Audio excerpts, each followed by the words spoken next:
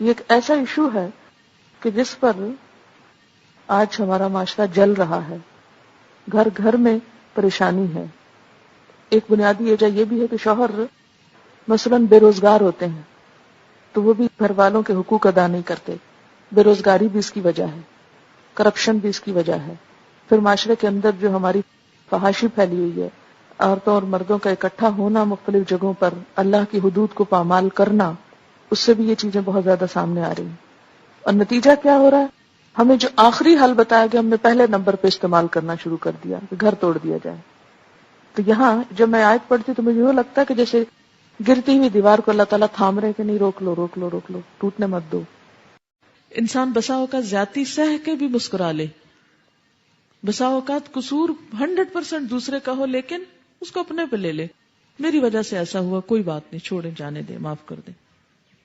تو ایک وقت آئے گا کہ دل جیت لیں گے آپ، لیکن صحت کے لیے کڑوی دوا کھانا ضروری ہوتا ہے. صرف چیخ چلا کر، صرف شور مچا کر، صرف روٹ کر، صرف گھر چھوڑ کے حقوق نہیں ملا کرتے. جو عزت دیتے ہیں ان کو عزت ملتی ہے، جو دوسروں کی قدر کرتے ہیں ان کی قدردانی ہوتی ہے، جو قربانی کرتے ہیں وہ پاتے ہیں. ازدواجی زندگی میں بھی جو اپنی انا توڑ دے، جو خود کو ختم کر دے، پھر وہاں بہار آتی ہے. اور سب سے بڑی بات یہ کہ رب تو دیکھ رہا ہے نا، سب زیادتیوں کو، قطرے قطرے کو لکھ رہا ہے، کہاں کیا ہوا، کس کے ساتھ کیا برتا گیا، کیا بیتا.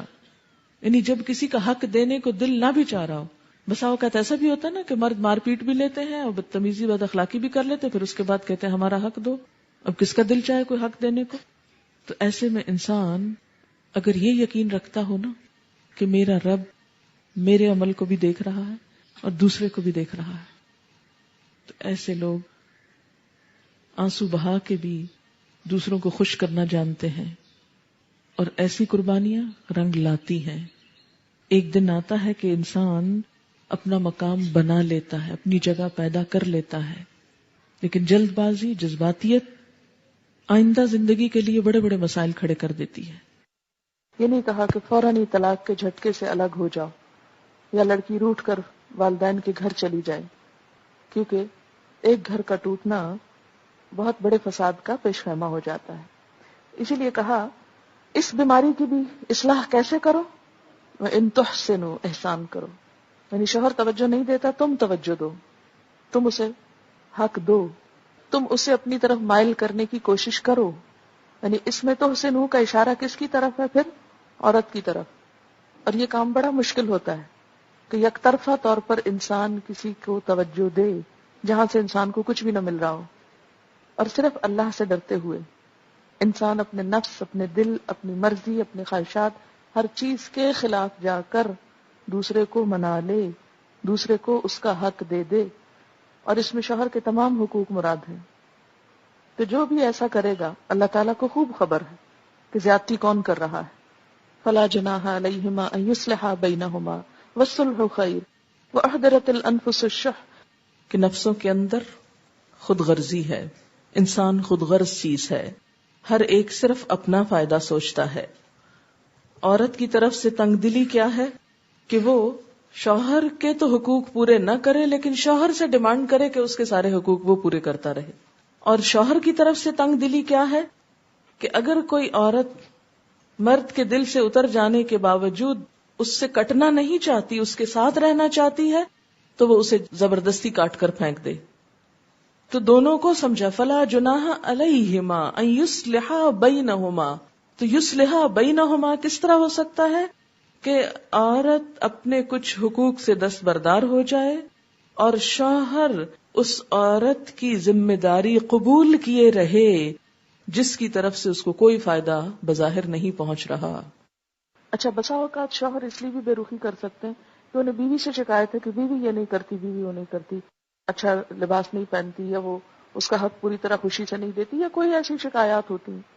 شوہر کو بھی ہو سکتی ہیں کیونکہ جب گھر آتا ہے وہ موڈ آف کر کے بیٹھ جاتی ہے، بات کرتی ہے تو بد اخلاقی سے کرتی ہے، جو پیچھے آ گیا واللاتی تخافون نشوزہن، تو وہاں کیا کہا کہ فاعظوہن، انہیں سمجھاؤ.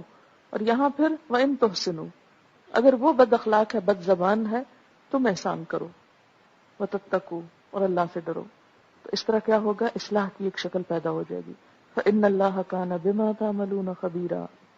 اور اگر شوہر کے اعراض کی وجہ کیا ہے؟ دوسری بیوی، فرمایا ولن تستطیعوا ان تعدلوا بین النساء. عورتوں کو بھی بتایا جا رہا ہے کہ یہ ممکن نہیں کہ سب کے درمیان پوری طرح عدل کیا جا سکے. عدل ممکن نہیں. کیوں؟ اس لیے کہ مادی چیزوں میں تو عدل ہو سکتا ہے، لیکن جذبات کے معاملے میں عدل ہو نہیں سکتا. آپ کسی شخص کو جبرن چاہ نہیں سکتے، یا جس کو چاہتے ہیں جبرن اپنے دل سے نکال نہیں سکتے، جبکہ وہ معاملہ گھر کے اندر ہو. ایک غیر شخص ہے، کہیں دور پار ہے، تو اس کو تو انسان اگنور کر سکتا ہے، بھلا سکتا ہے، لیکن ایک شخص جو آپ کے گھر کے اندر ہے تو اس کے ساتھ تو یہ آپ نہیں کر سکتے. تو پھر فرمایا کہ کیا کرو؟ وَلَوْ حَرَصْتُمْ، اگرچہ تم چاہو بھی تو نہیں کر سکتے. اللہ تعالیٰ چونکہ انسان کا پیدا کرنے والا انسان کی نفسیات کو خوب سمجھتا ہے. تو پھر کیا کرو؟ فَلَا تَمِيلُوا كُلَّ الْمَيْلِ، پوری طرح ایک طرف مت جھک جاؤ، یعنی اپنے رویے سے ایک بیوی کی طرف مائل مت ہو جاؤ. میل کا مطلب کیا؟ پیچھے آپ پڑھ چکے نا، مڑ جانا، جھک جانا، یعنی ساری توجہ ایک ہی طرف نہ کر لو. فَتَذَرُوهَا كَالْمُعَلَّقَةِ، کہ دوسری بیچاری بالکل لٹکتی ہی رہ جائے. لٹکتی ہوئی سے تشبیہ کیوں دی گئی؟ کہ وہ لوگوں کی نظر میں شوہر والی ہے اور شوہر کے سامنے اس کی کوئی حیثیت نہیں، کہ اس کا کوئی ٹھکانہ نہیں. پھر فرمایا وَإِن تُصْلِحُوا وَتَتَّقُوا، پھر حل کیا ہے؟ تُصْلِحُوا وَتَتَّقُوا. پہلے کہا تُحْسِنُوا وَتَتَّقُوا، دوسری دفعہ فرمایا تُصْلِحُوا وَتَتَّقُوا. وہ تقوی دونوں جگہ آ رہا ہے. فَإِنَّ اللَّهَ كَانَ غَفُورًا رَحِيمًا، تو اللہ تعالیٰ بھی بخشنے والا مہربان ہے. کہ اسے حق دو، جو مادی چیزیں ہیں بظاہر جہاں جہاں دے سکتے ہو وہ دو. دل سے اگر نہیں بھی کر پا رہا تو بھی جہاں تک کر سکتا وہ تو کرے. اب اس میں کیا ہے؟ مثلا نان نفقہ ہے، یا رات گزارنا ہے، یا جو باری کی تقسیم ہے وہ تو کرو. باقی جو جذبات ہیں وہ الگ بات ہے، لیکن جو بظاہر تقسیم کی بات ہے وہ تو کرنا ہوگا. تو فرمایا ایسے نہیں کسی بیوی کو چھوڑنا کہ اس کا حق ہی نہ دو. وہ تمہاری بیوی تو کہلائے، لیکن وہ اس گھر میں کوئی اختیار ہی نہ رکھتی ہو، اس گھر سے اس کی ضروریات ہی پوری نہ ہوتی ہوں، اس گھر میں اس کی کوئی عزت اور وقار ہی نہ ہو. یہ بات درست نہ ہوگی.